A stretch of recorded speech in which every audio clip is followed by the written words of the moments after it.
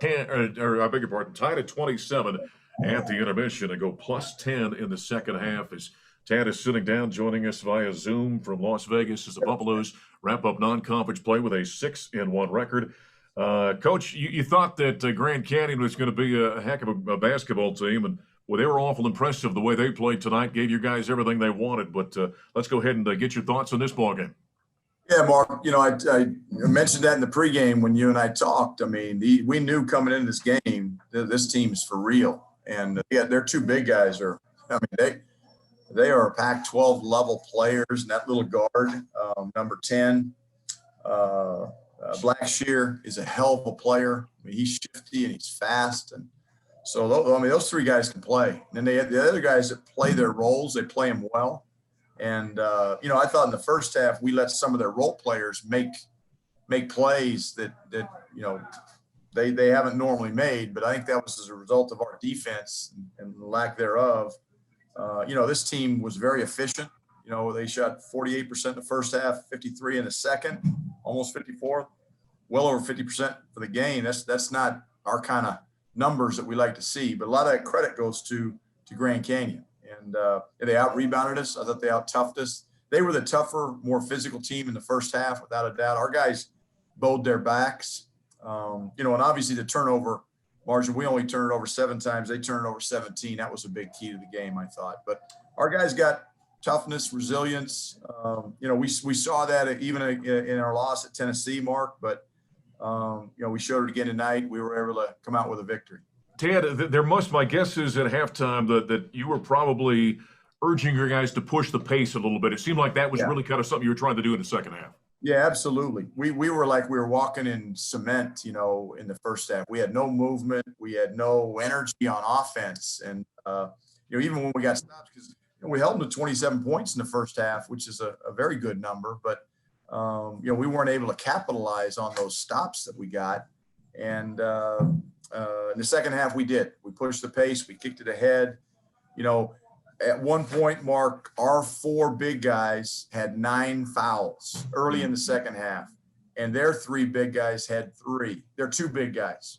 They had 3. So 4 guys have 9, 2 guys have 3.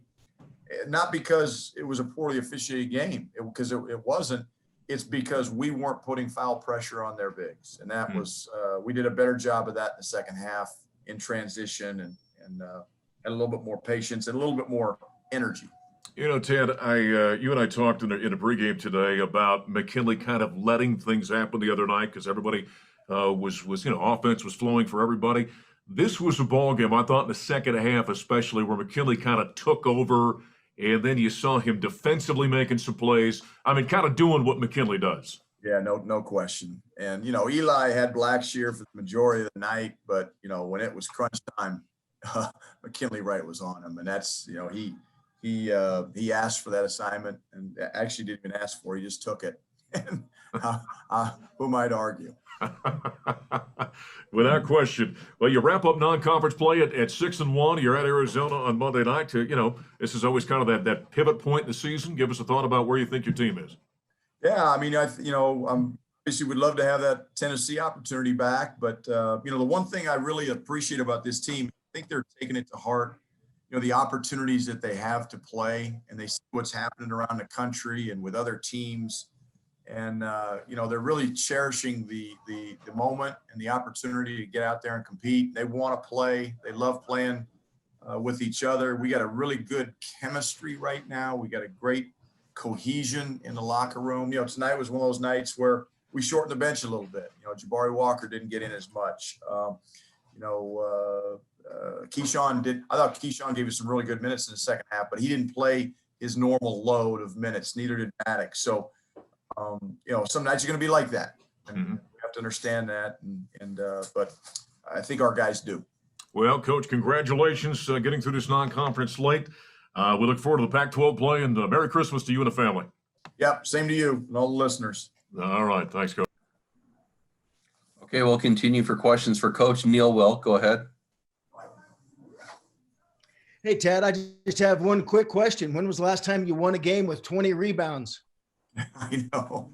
Yeah, we got our tails kicked on the boards, Neil, 33 to 20. And, I told our team in the locker room after the game, it's one area where I want them to be selfish. I want them to take pride in their numbers, and guys that are playing heavy minutes, on the defensive glass have got to take a little bit more responsibility. And it's not just our bigs, because Dallas and Evan and Jariah, those guys had their hands full with those two bigs from Grand Canyon all night long. And our guards have got to do a better job of rebounding, and our wings rebounding the ball defensively. And we only had 2 offensive rebounds. We missed quite a few shots. And, I've said it all along. Our offensive rebounding is an area where we can really make improvements. And we didn't show much of that tonight. But so there's things we can learn from and get better from. We can't, get full of ourselves here just because we're 6-1 and, we had a good non-conference slate, but now we're getting into conference play and it's going to get harder. We're going to have these kind of games, once we get into Pac-12 play. That's why this game was so good for us. Even at halftime being tied, I mentioned to our staff, I think this is a good test for our team and one that we needed as we get ready to go to Arizona and then on to the LA schools. Okay, Justin, go ahead. Coach, when your opponent is shooting north of 50% for the entirety of the net, when you're maybe not rebounding the ball as well as you'd like, how integral is it having a guy like Eli out there who can do what he does on the perimeter and just lock down guards one-on-one? Well, it helps. I mean, Eli is a very good defender. And, again, he had his hands full tonight for the majority of the game. He had Blackshear's assignment until the end when McKinley kind of took over. But, yeah, Eli's a good defender. But, I didn't think as a team we were very good defensively tonight. Now, again, a lot of credit goes to Grand Canyon. They ran their stuff. They ran it well. They got the ball inside. They executed. And we got some room for improvement there. Okay, Jake, go ahead. Tad, you just talked about McKinley on the defensive end taking over that assignment. His offensive numbers stand out, obviously, what he did down the stretch. If I were to ask you, is McKinley Wright the best point guard in the country? What would your response be to that? Yes. And anybody that doesn't think he's in that conversation doesn't know what the hell they're talking about. And they haven't seen Colorado play. That's for damn sure. And this kid is special. And everybody that plays against him, you ask coaches in our league, they know how good he is. That's why he gets, has had a lot of all-conference offers. Those all-conference things are voted on by opposing coaches, not the Colorado coaches. So McKinley Wright is in my opinion, the most non-talked about best player in college basketball. Okay, Pat Rooney. Coach, you opened up I think a 9-point lead with a Maddox Daniels 3-pointer right in front of your bench. They came right back, got it to within 1 again. Then you guys had the 10-0 run. McKinley was big during that. There was a timeout right before that. What does it say about this team? You're able to kind of buckle up and get that done down the stretch.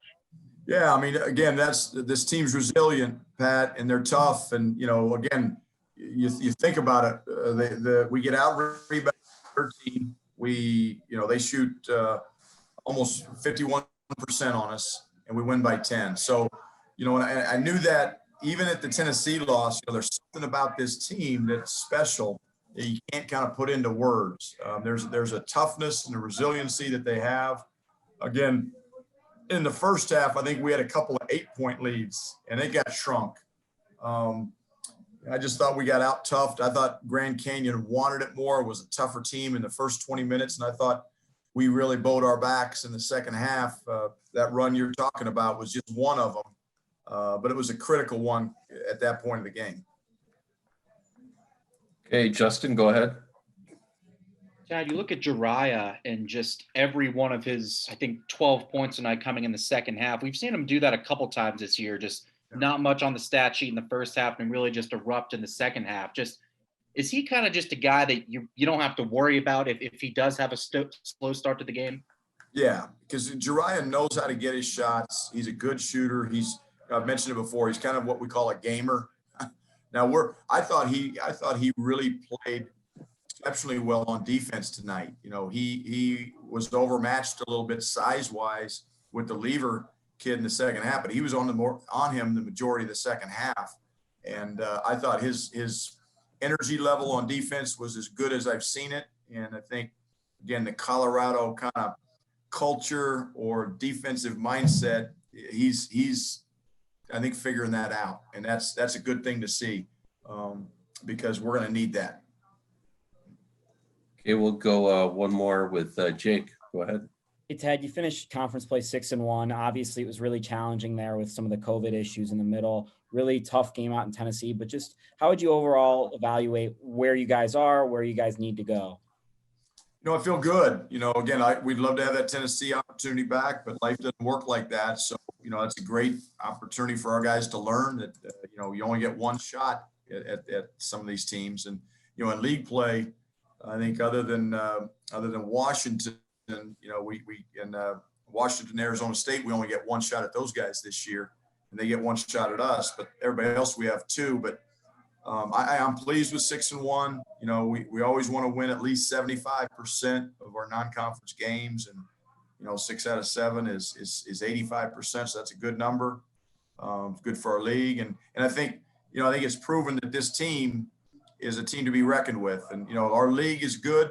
There's a lot of good teams in our league. I look at Stanford, I look at Arizona, just keep getting better and better. I look at USC and UCLA, and there's some really, really good teams in our league. But I think we're one of them, and it's going to be a fun season. We just hope we can get as many games in as we can, and it starts in Tucson here right after Christmas. Okay, Pat, we'll go with one quick one for Pat, and then we'll wrap it up for Coach. Yep. Yeah, Coach, along those lines, Tucson next week, I know you got a few days off, but how much are you going to learn about this team? 3 games in Pac-12 out of the gate on the road. Going to learn a lot, Pat. We're going to learn a lot because it's what a challenge. I mean, you're at Arizona, at SC, at UCLA. There's no gimmies there. And then we come back. We got 4 at home, after that. So, again, we're playing 20 league games. I think that's what we're scheduled for. Hope we can get them all in. But, wonderful opportunity at Tucson. The being on the road is one thing. This year might be a little bit different because there's no fans. Again, we've played 5 of our 7 non-conference games away from home, so our guys are used to that, and hopefully we'll play like it because we won't have a full Arizona McHale Center that's intimidating us like sometimes their fans do. So, but I would have rather caught Arizona a little bit earlier because they're one of those teams that gets better as the year goes on, and we just got to be ready to roll when the ball's tipped up in Tucson on the 28th.